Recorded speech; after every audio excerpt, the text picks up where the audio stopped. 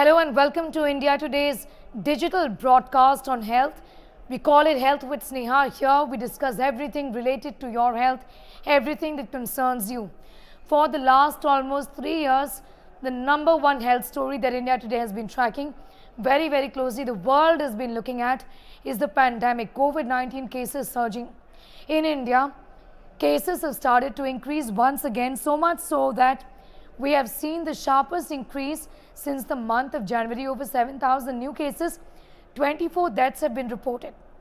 What is really leading to this surge?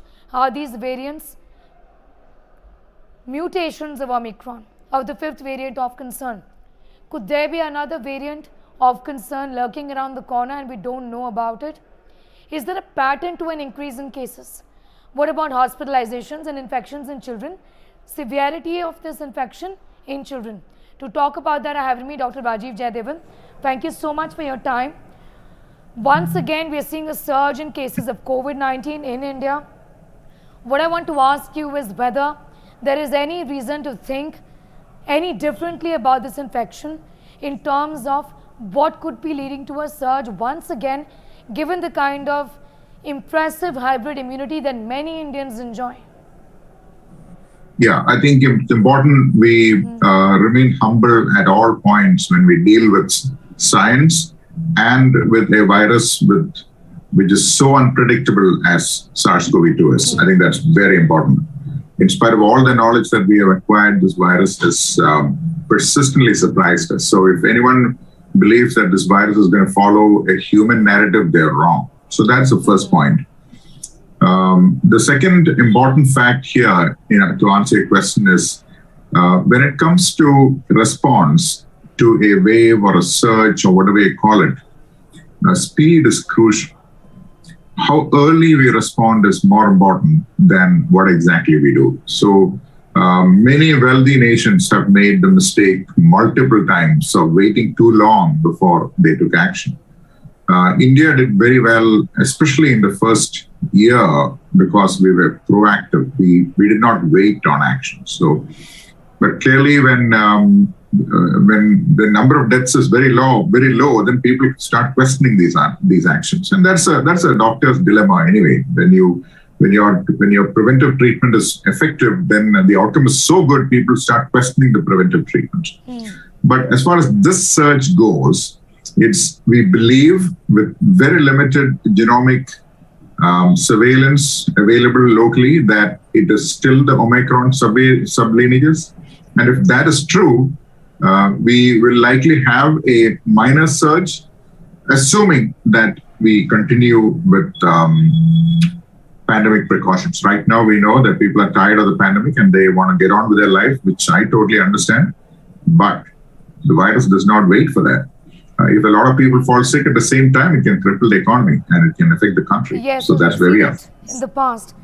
Dr. Jaidevan, do you expect cases to increase in the days and weeks to come, given that the R value has also gone up or gone above 1 in many states, in at least 21 to 22 states, the R value is above 1 now? I certainly expect cases to go up for many reasons. One, we know that this particular virus is able to reinfect people. In fact, if we talk with doctors across the country, they'll tell you the vast majority of people, they are seeing are reinfections. And so it's able to infect people more than once. The second is we are about 4 months out of the previous surge. So, and I get word from the ground that people who took booster doses in January and February are testing positive now. So that is how things are, So what we have with us, though, is a powerful tool, which is variant-proof. It's a tool that we can use against any variant, regardless of mutations, and that's called a mask. The mask is an extremely effective tool when used properly. It has to be used in the right setting, and it has to be used in particularly indoor areas where people gather in public spaces. Whenever we meet people who are outside our social circle, it's important to wear a mask. I know it's inconvenient, but I use this analogy all the time. Let's say our drinking water comes from a river. We can't clean the whole river, but we can boil the water we drink and make sure that every glass of water we drink is clean. Likewise, we can't clean the whole atmosphere, but we can make sure that the air we breathe is free of virus by wearing a mask. It's as simple as that. It doesn't require any injection. There's no injection, there's no side effect. Yeah, none of that. Sorry, I just want to ask you, a lot of people are asking this, given that, there's been a surge in the US as well that we've seen in the last few days or so. The question that people are asking is that, what is causing the surge in India right now? I know there are no immediate answers to that, given that the entire process of genomic sequencing and to figure out which variant or which mutating variant is the one causing the recent surge or the latest surge, that's a bit of a lengthy process. But in your initial assessment, what does it really look like in terms of the surge of cases that we're seeing in different parts of the country, for which the Union Health Ministry has also stepped in and said, listen, cases are increasing. We need to up our game in terms of our preparedness. Well, we must not forget that India has a very large population. And a small percentage of the population, if they get really sick, it can quickly overwhelm our hospital systems. And then everyone will start pointing fingers at each other. So it's always important, as I said in the beginning, to be proactive early, act early, put your restrictions early. So we don't stop economic activity. We don't stop people from doing business or going to work. But adding a few simple extra measures, but making sure they happen on the ground. Right now, what I see happening is experts and government officials are all giving out advice which is not being followed on the ground. So we have to figure out a way that these recommendations are followed on the ground, and whatever implementation strategy is required, it is of public health important, because this is the health of the public that is being affected. In terms of our older population, clearly India has a very large population, and a good percentage of that consists of older people who are by default at greater risk for bad outcomes on two counts. One, COVID-19 by itself causes bad outcomes. Second, many of them have a host of other conditions which can quickly get worse whenever there is an insult. It can be a viral fever, it can be malaria, it can be anything else, but it can topple the apple cart, if you will. So there are two categories of situations that happen to older people, as I mentioned. So it's important that we keep the total virus spread or transmission to a minimum in the community. We can't eradicate it. It's going to stay here forever, so it seems. It's got plenty of animal hosts. It's got plenty of human hosts. We are traveling around the world. People get, bring virus from other countries, and they export virus to other countries as well. So it's going to be here to stay. And we just have to figure out the way to go forward without damaging our economy and our social life with minimum impact. There's been a sense of complacency, I would say, and this is purely because what I see around myself is that many people are not taking the vaccines. Many of them are due the second dose, are not taking the second dose. Many of them have not taken the first dose, though the percentage of it is really minuscule in the country. But what about boosters? What's going to be your word of advice on boosters? Who should be taking it? Should everybody be taking it? Given that cases are surging, we don't know the outcome of this particular surge that we're seeing in the country just yet. It is too early to assess, but it could be problematic. What do you really have to tell those people who've not taken the vaccine? Yeah, well, your question has two parts. First, about not taking the vaccine.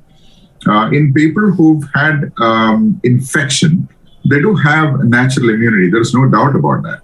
So many of the people who are not taking a vaccine are not taking because they believe they're protected, because they've already had a bout of infection, or what they believe it is an infection. The problem with natural infection is that a good number of them do not seroconvert, which means that they don't generate antibody response or T cell memory 100%. A good number of them do, and they are in fact protected. There's no way of telling who has developed a robust memory response or not, simply by asking, have you had COVID-19 in the past? Yes, those who've been severely ill, who are hospitalized, required oxygen, had pneumonia, yes, they will definitely have a robust immune response. But let's talk about the regular person on the ground who may have had a bit of a cold, an antigen test was positive or not, and they believe they had COVID-19. There's no way of ascertaining whether this person has mounted a robust memory response. So in that situation, it's always safer to have at least the basic primary series of vaccination, because that is guaranteed to go into your muscle, and by getting into your bloodstream, it is able to generate a basic level of immune response, which a very, very mild infection in the nose might not generate. So that is one aspect. The second is about doses. People who are reluctant to take a second dose. You know what? I think it is silly not to take a second dose at the right time, because vaccination, at least for COVID-19, works on the principle of twos. That is, your first dose is the priming dose, and the second is the booster dose. It's called a boosting, prime and boost. What the second dose does is it builds on what foundation was created by the first dose. So if you build a foundation and fail to build a building on top of that, that's foolishness. So which is why you must, if you are planning to get vaccinated, get at least 2 doses. And that brings us to the second part of your question, which is about booster doses. Now, data about clinical outcomes of booster doses in India are quite scarce.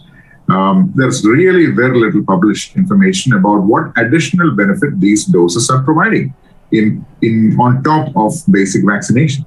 But we can trust the health authorities who basically said that it is recommended that all adults receive a booster dose, and particularly so who are in vulnerable segments, whether it is by age or through certain medical conditions.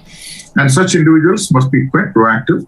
For a younger adult who's in very, very good health, who's fully vaccinated otherwise, there is no need to rush and take a shot compared to the other extreme of the range, which is why it is not a black and white single answer for everyone. But if you ask me, yes, it is recommended by the government of India that all adults receive a third dose. As to my dilemma is about published information about what it actually helps you. The problem with these booster doses are that they don't last very long. We've seen people who got infected immediately after the booster dose. We've seen people who got infected a month after the booster dose. Now people are coming down with this wave. Plenty of people, healthcare workers, are testing positive. So they're not very effective at stopping us from getting infected, which is why I said for COVID-19, there is no perfect solution. We just have to keep adding all these layers of protection. All right. Unfortunately, science has limitations. Remember, there are many vaccines that don't even have a pill or a vaccine. In over 100 years of good science progress, there are many viruses that mankind could not create even a single vaccine. But at least we have this with us, so we'll accept it with all its limitations. That's the way I'd put it. Yeah. Well, absolutely. There was a pandemic and it started almost about 3 years ago, but we have half a dozen vaccines. The world has so many vaccines, many of it, in fact, close to a dozen have seen the approval from the World Health Organization. When you have the opportunity, when you have the access, why not take the vaccine? Why take the virus for granted? Is the question we're asking right here. Dr. Jayadevan, thank you so much for your time and perspective. Viewers, the government of India today has said that this is not the fourth wave. It does not look like that this surge has the potential to translate into a fourth wave. Too early to say that. We have to look into the data from districts, all districts, to then make this assessment that this indeed is the beginning of another wave, of a fourth wave in the country. What also is not sure, or what we are not very clear about, is whether there is another variant of concern. What it appears is that the fifth variant of concern, Omicron, and its mutations essentially is what is really leading to these new spikes or these new surges that we are seeing on and off. This is not the first surge that we are seeing in the last few weeks or so. And this is something that is expected in days and weeks and months to come. This was in fact Dr. Samiran Panda from the Indian Council of Medical Research, who's in fact said that there is no indication that this is the beginning of the fourth wave in India. Thank you so much for joining us. Be safe. Continue to take all the measures required